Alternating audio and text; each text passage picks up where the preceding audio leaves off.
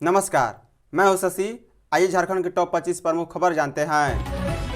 झारखंड समेत 22 राज्यों में अप्रैल से एसआईआर। झारखंड, दिल्ली और उत्तराखंड समेत 22 राज्यों और केंद्र शासित प्रदेशों में जल्द ही मतदाता सूची का विशेष गहन पुनरीक्षण एसआईआर शुरू होगा। भारत के निर्वाचन आयोग ने एसआईआर के तीसरे चरण को शुरू करने के लिए इन राज्यों व केंद्र शासित प्रदेश के मुख्य निर्वाचन अधिकारियों को एसआईआर की तैयारियों को जल्द से जल्द पूरा करने का निर्देश दिया है। आयोग ने कहा है कि इन राज्यों में अप्रैल में एसआईआर कराए जाने की संभावना है। निर्वाचन आयोग की ओर से जारी आदेश में संबंधित राज्यों को कहा गया है कि मतदाता सूची के विशेष गहन पुनरीक्षण से जुड़ी तैयारी जल्द पूरा करें ताकि समय से काम किया जा सके। वहीं आयोग ने झारखंड, उत्तराखंड, दिल्ली के अलावा आंध्र प्रदेश, अरुणाचल प्रदेश, चंडीगढ़, दादर और नगर हवेली और दमन और द्वीप, हरियाणा, हिमाचल प्रदेश, जम्मू और कश्मीर, कर्नाटक, लद्दाख, महाराष्ट्र, मणिपुर, मेघालय, मिजोरम, नागालैंड, उड़ीसा, पंजाब, सिक्किम, त्रिपुरा और तेलंगाना के मुख्य निर्वाचन अधिकारियों को इस संबंध में आदेश जारी किया है। झारखंड के 13 जिलों में 24 फरवरी को बारिश की संभावना। राजधानी रांची सहित राज्य के 13 जिलों में 24 फरवरी को हल्की बारिश होने की संभावना है। यह जानकारी मौसम विभाग ने गुरुवार को दी है। विभाग ने राज्य के जिन जिलों में बारिश होने का संभावना जताया है उसमें मध्यवर्ती जिले रांची, बोकारो, गुमला, हजारीबाग, खूंटी, रामगढ़, लोहरदगा, कोडरमा और धनबाद के अलावा दक्षिणी जिले पूर्वी सिंहभूम, पश्चिमी सिंहभूम, सिमडेगा और सरायकेला खरसावां शामिल हैं। वहीं गुरुवार को रांची में अधिकतम तापमान में 1 डिग्री की कमी दर्ज की गई। बुधवार को 30 डिग्री के मुकाबले गुरुवार को 1 डिग्री गिरावट के साथ अधिकतम तापमान 29.5 डिग्री सेल्सियस रिकॉर्ड किया गया। इधर रांची सहित आसपास के इलाकों में गुरुवार को सुबह से मौसम साफ रहा, लेकिन दोपहर बाद आसमान में आंशिक बादल छाए रहे। यही वजह है कि दिन के तापमान में कमी दर्ज की गई है। मौसम विभाग ने 25 फरवरी तक बादल छाए रहने की संभावना व्यक्त की है। पिछले 24 घंटे के दौरान राज्य में सबसे अधिक तापमान 33.8 डिग्री और सबसे कम तापमान गुमला का 9.8 डिग्री सेल्सियस रिकॉर्ड किया गया है। मंत्री नेहा ने कांग्रेस प्रत्याशी रमा खलखो के पक्ष में किया प्रचार। रांची नगर निगम चुनाव के दंगल में कांग्रेस ने मेयर पद की उम्मीदवार रमा खलखो के पक्ष में पूरी ताकत झोंक दी है। मतदान की तारीख जैसे जैसे नजदीक आ रही है, प्रचार अभियान में तेज होता दिख रहा है। गुरुवार को मंत्री शिल्पी नेहा तिर्की ने हटिया रेलवे मार्केट और वार्ड नंबर 50 के हुंडरू में जनसंपर्क अभियान और चुनाव सभा में जनता से रांची की पहली महिला मेयर रही रमा खलखो के पक्ष में मतदान करने की अपील की। उन्होंने मतदाताओं से कहा है कि मेयर के पद पर आखिर रमा खलखो ही क्यों बने, इसको जानने और समझने की जरूरत है। उन्होंने कहा है कि रमा खलखो शिक्षित, आंदोलनकारी, जिम्मेवार और मिलनसार और जनता व सुख दुख में हमेशा खड़ी रहने वाली नेत्री है। आज रांची शहर में जो कुछ भी काम दिख रहा है वो उन्हीं के कार्यकाल के समय का है।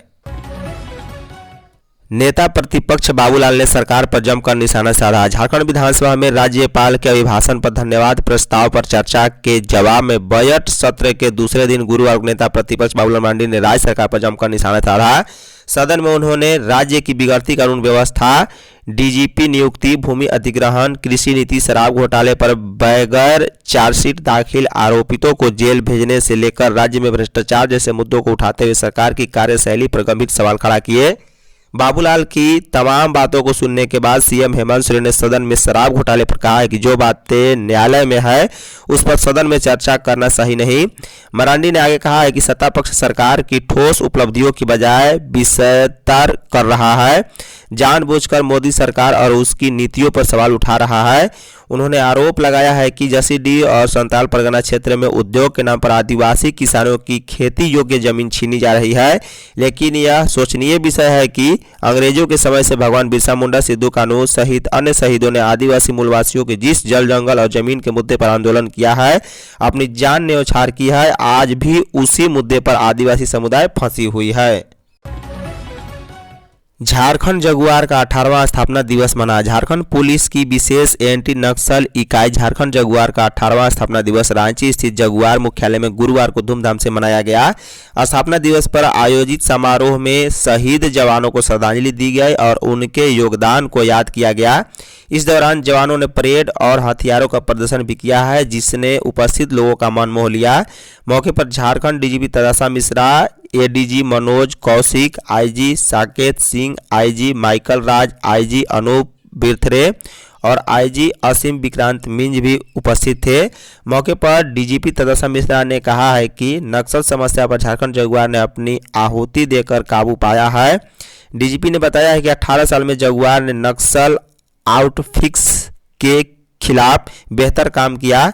हमारे झारखंड जगुआर को श्रेष्ठ बनाने में बेहतर प्रशिक्षण की भूमिका है। नए लड़के बेहतर काम कर रहे हैं। वर्तमान सरकार ने पुलिस की चुनौतियों को ठीक करने की दिशा में काम किया है। ऐसे में पुलिस का मनोबल बढ़ा है। 18 सालों में 350 से अधिक नक्सल की गिरफ्तारी हुई है, वहीं 50 से ज़्यादा को मार गिराया गया है। रांची के सिल्ली अंचल अमीन रिश्वत लेते गिरफ्तार। भ्रष्टाचार निरोधक ब्यूरो एसीबी की टीम ने रांची के सिल्ली अंचल कार्यालय में कार्यरत अमीन को 8,000 रुपये रिश्वत लेते रंगे हाथ गिरफ्तार कर लिया है। गिरफ्तार अमीन गणेश महतो एक व्यक्ति से जमीन मापी के लिए रिश्वत की मांग कर रहा था। एसीबी मुख्यालय से मिली जानकारी के अनुसार पीड़ित रांची के सिल्ली निवासी वासुदेव महतो ने एसीबी में लिखित शिकायत दी थी कि अमीन गणेश महतो के जरिए उनकी जमीन की नापी रिपोर्ट और नक्शा के एवज में रिश्वत की मांग कर रहा है। वासुदेव महतो किसी भी हाल में रिश्वत देकर काम करवाना नहीं चाहता था।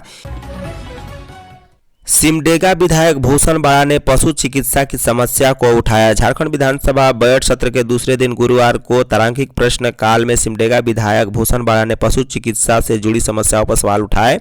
उन्होंने कहा है कि राज्य के कई क्षेत्रों में पशु चिकित्सा केंद्र नहीं खुले हैं, केंद्रों में प्रशिक्षित कर्मचारी नहीं है और टीकाकरण की कमी के कारण मवेशी मर रहे हैं।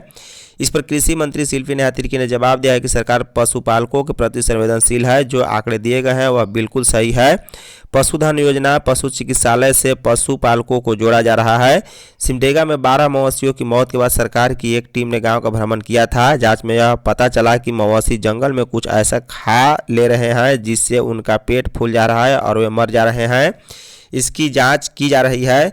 मेडिकल जांच रिपोर्ट आने के बाद इसके इलाज की व्यवस्था की जाएगी। वहीं विधायक भूषण बड़ा ने गांवों के पशु चिकित्सालय में व्यवस्था बढ़ाने की मांग की है। बजट सत्र में पैक्स पर उठा सवाल। झारखंड विधानसभा का बजट सत्र के प्रश्न काल में गुरुवार को चतरा के विधायक जनार्दन पासवान ने सवाल उठाया है कि प्रतापपुर प्रखंड के 4 धान खरीद केंद्र पैक्स के खिलाफ प्रखंड आपूर्ति पदाधिकारी ने पहले प्राथमिकी दर्ज कराई, लेकिन बाद में उन्हें क्लीन चिट दे दी गई। इस पर मंत्री इरफान अंसारी ने बताया कि गड़बड़ी की सूचना मिलने पर चतरा डीसी ने जाँच कराई। जाँच में धान न मिलने की पुष्टि हुई, जिसके बाद कार्रवाई की गई। इसके बाद दोबारा डीएसओ ने जांच की, जिसमें पाया गया है कि पैक्स में धान मौजूद नहीं था क्योंकि इसे मिल में जमा करा दिया गया था। मंत्री ने कहा है कि जांच में विभागीय लापरवाही पाई गई। इसके बाद प्राथमिकी वापस लेने का निर्देश दिया गया। विधायक जनार्दन पासवान ने कहा है कि पुलिस जांच में भी चारों पैक्स निर्दोष साबित हुए हैं। उन्होंने चारों पैक्स को धान खरीद की अनुमति देने की मांग की है, जिस पर मंत्री इरफान अंसारी ने कहा है कि चारों को धान खरीद की अनुमति दे दी जाएगी। विधानसभा के बाहर हाथियों के हमले से मौत पर प्रदर्शन। झारखंड विधानसभा के बजट सत्र के दूसरे दिन गुरुवार को मांडू विधायक ने झारखंड में जंगली हाथियों के हमले से हो रही मौत पर प्रदर्शन किया। दरअसल हाल ही में हाथियों के हमले से 7 लोगों की मौत के बाद सियासी हलचल तेज हो गई है। इस पर विधानसभा परिसर के बाहर मांडू विधायक निर्मल महतो सीढ़ियों पर बैठकर बैनर के साथ प्रदर्शन किया। उन्होंने सरकार और वन विभाग पर गंभीर लापरवाही का आरोप लगाया। विधायक ने कहा है कि राज्य में हाथियों का आतंक बढ़ता जा रहा है और वन विभाग उनकी गतिविधियों पर नजर रखने में पूरी तरह विफल साबित हुआ है। उनका आरोप है कि कई दिनों तक हाथी लापता रहते हैं और अचानक गाँवों व शहरों में घुसकर जान माल का नुकसान पहुंचा रहे हैं। उन्होंने इसे सरकार की उदासीनता का परिणाम बताया है। झारखंड के सभी छात्राओं को मिलेगी सावित्रीबाई फुले किशोरी योजना का लाभ। विधानसभा के बजट सत्र के दूसरे दिन गुरुवार को प्रभारी मंत्री चमरा लिंडा ने कहा है कि अब 11वीं और 12वीं कक्षा में पढ़ने वाली छात्राओं को भी सावित्रीबाई फुले किशोरी समृद्धि योजना का लाभ मिलेगा। सरकार की ओर से जारी संकल्प में त्रुटि होने के कारण कॉलेजों में पढ़ने वाली छात्राएं अब तक इस योजना के लाभ से वंचित थी। संकल्प में सुधार को लेकर इस मामले को कैबिनेट में लाया जाएगा। विधायक मथुरा महतो की ओर से ध्यानाकर्षण सूचना के तहत उठाए गए सवाल के जवाब में प्रभारी मंत्री ने यह जानकारी दी है। उन्होंने बताया कि वित्तीय वर्ष 24-25 में इस योजना के तहत लगभग 7 लाख छात्राओं को लाभ दिया गया। विभाग की ओर से प्रयास किया जा रहा है कि चालू वित्तीय वर्ष में पोर्टल खोलकर 6,51,000 आवेदनों का निष्पादन कर दिया जाए। अब तक 4,56,000 छात्राओं को छात्रवृत्ति का भुगतान किया जा चुका है।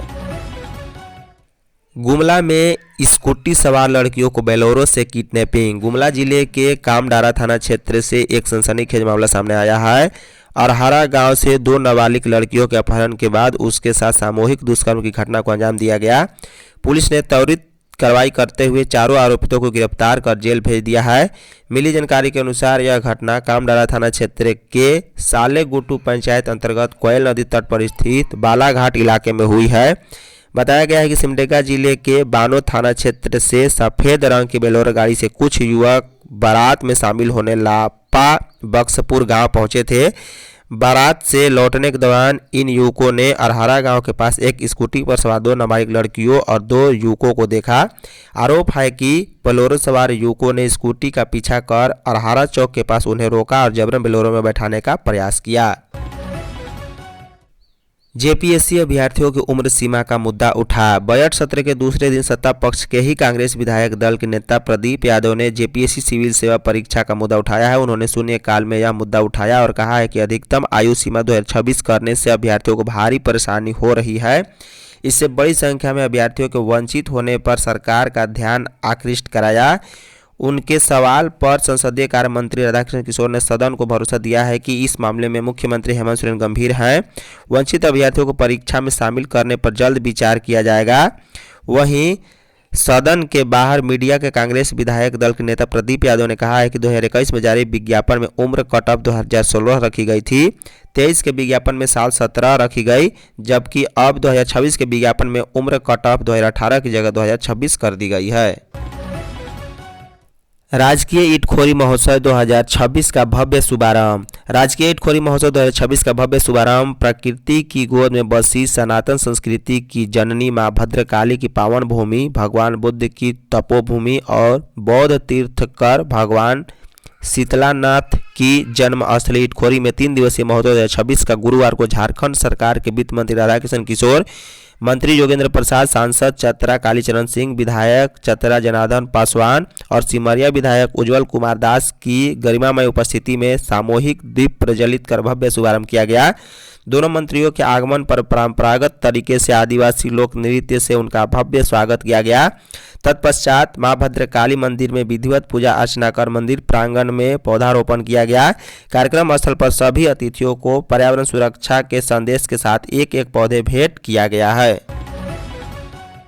योगेंद्र साव और निर्मल देवी को पुलिस ने लिया हिरासत में। केरेडारी की सियासत गुरुवार को उस समय गर्मा गई जब एनटीपीसी की चट्टी बरियातू कोल परियोजना के विरोध में चल रहे आंदोलन पर प्रशासन ने सख्त रुख अपनाते हुए पूर्व मंत्री योगेंद्र साव और उनकी पत्नी पूर्व विधायक निर्मला देवी को हिरासत में ले लिया है। लंबे समय से मुआवजा विस्थापन और प्रदूषण के मुद्दे को लेकर चल रहा विरोध अचानक पुलिस कार्रवाई के कारण सुर्खियों में आ गया। जानकारी के अनुसार एनटीपीसी की चट्टी बरियातू कोल माइंस परियोजना के खिलाफ आंदोलनकारी गैर मजरूआ जमीन और फायरक्सले चिमनी भट्टे के मुआवजे की मांग को लेकर खनन कार्य बाधित करने की कोशिश कर रहे थे। इसी बीच जिला प्रशासन के निर्देश पर पगार ओपी और केरेडारी थाना पुलिस ने संयुक्त कार्रवाई की। इस ऑपरेशन में योगेंद्र साव, निर्मल देवी समेत 3 अन्य महिलाओं को हिरासत में लिया गया है। सभी को केरेडारी थाना लाकर पूछताछ की जा रही है। हिरासत की खबर फैलते ही राजनीतिक हलचल तेज हो गई है। धन्यवाद।